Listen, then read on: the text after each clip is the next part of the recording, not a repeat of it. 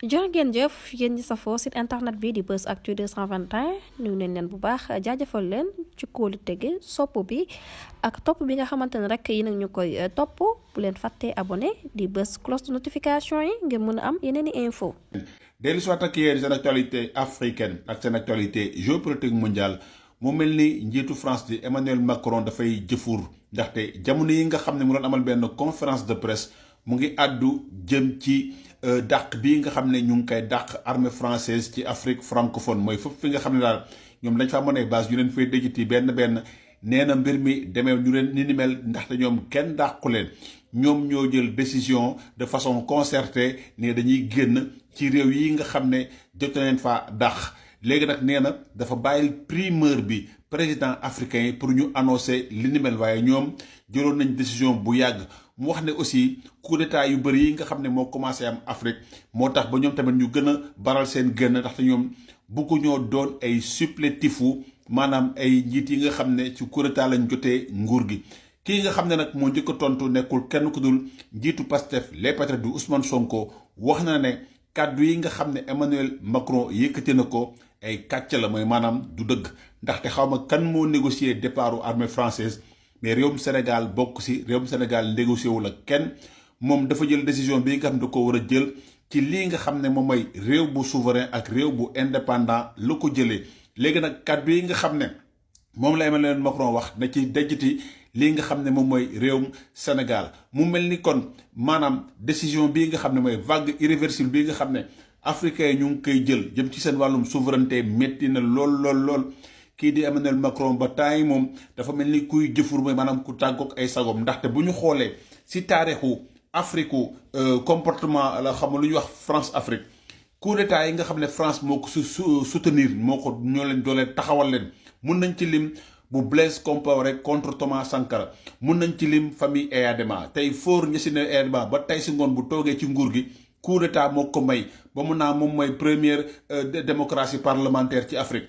beneen a ngi noonu lii nga xam ne moo xew Côte d'Ivoire ñëpp xam nañ ne si loxoy France lañ dëjëtee kii di ni ñu ko waxee Laurent Gbagbo teg kii di Emmanuel Macron bi nga xam ne mooy seen pion moom sax nee na day jéem a topp vague bi waaye yëf yi ay naxee mbaay la ndax yëf yi pour mën a ànd ak dans la masse rek pour Côte d'Ivoire bañ na nekk réew bi nga xam ne moom mooy réew bi nga xam ne yeneen kii Afrique francophone yëpp ñu ngi jël vague bi moom mu féete ginnaaw waaye armée française jógewul tur bay changé rek day ñëw ci beneen forme loolu moom man maa leen ko wax tey xam ngeen nag ñu bëri dañoo yaakaar ne waa AS ñoo ubbi baal bi waaye dañoo juum ndaxte ñii nga xam ne ñoom ñooy waa Centrafrique ñoom ñoo njëkk a déjjati armée française ci fi ñuy wax Afrique francophone yu Afrique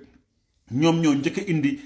kii di Evgeny Prigojine ak milice Wagner ba tey si ngoon milice Wagner bi doon Africa Corps moom mooy wattu kaaraange président Centrafrique di Archange Touadéra ndaxte ñoom lépp li nga xam ne France amoon na ko ci posture da koo ñàkk ba jamono yi France mu ngi neexal yu métti Centrafrique su ma juumul def naa ci vidéo ci YouTube bi pour mën a mënaat gañewaat sympathie kii nga xam ne mooy Archange Touadéra bi nga xam ne changé na constitution bi pour boof ci nguur gi maanaam mu ngi def ay politique yi nga xam ne France ànd na ci lépp li nga xam ne Archange Touadéra mu ngi koy def mu nekk li nga xam ne waroon naag démocratie waroon naag lépp li nga xam ne bonne gouvernance da koy sàqu pour entrer dans les bonnes grâces parce que jamono bii mu wax ak yéen Centrafrique Russie ñoo fa teg seen tànk rawatina Africa Corps ñoom ñooy diriger lépp luy ressource diamant or yépp ministre Wagner ñoo koy diriger ak ñii nag Centrafrique ñoom bu ñu déjjitee armée française si la baal bi tàmbalee ci Mali Burkina topp si Niger topp si ñu ngi fàttaliku dàq bu ñaaw bi nga xam ne moom lañ dàq armée ambassadeur France si Niger bloqué ko këram lu mat ay presque ay fan yu bëree bëri yu tëj ko mënul génn mënul dem ba pare ñu paquetage ko génne ko ci mujjantal gi Tchad ñëw ñoom tamit coup d'état lañ toogee parce que moom ak baayam yépp doole lañ kii woon France di leen taxawal tànk ba kii nga xam ne mooy début fils kii di Emmanuel Macron moo ko samp ci nguuram mooy maanaam bi bàyyam faatoo ci benn opération spéciale bi amoon contre ay opposants la Emmanuel Macron ñëw installé début fils boobu noonu tey war na ko kii di nag président Diomaye Diakhar Faye moom dafa jël décision ne bëggatuñu ay base française wax na ko bu leer te moom commencé naa jël ay distance am bu yàgg ndaxte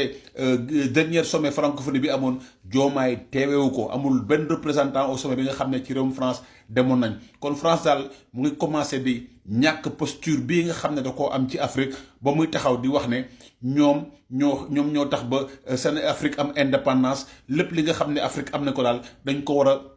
gërëmee France léegi nag nañ xool ndax France moo tax Afrique di dund wala Afrique mooy dundal France seen xarit la woon Léon Balthazar le Caméléon di la ñaanal guddeeg jàmm ak salaam.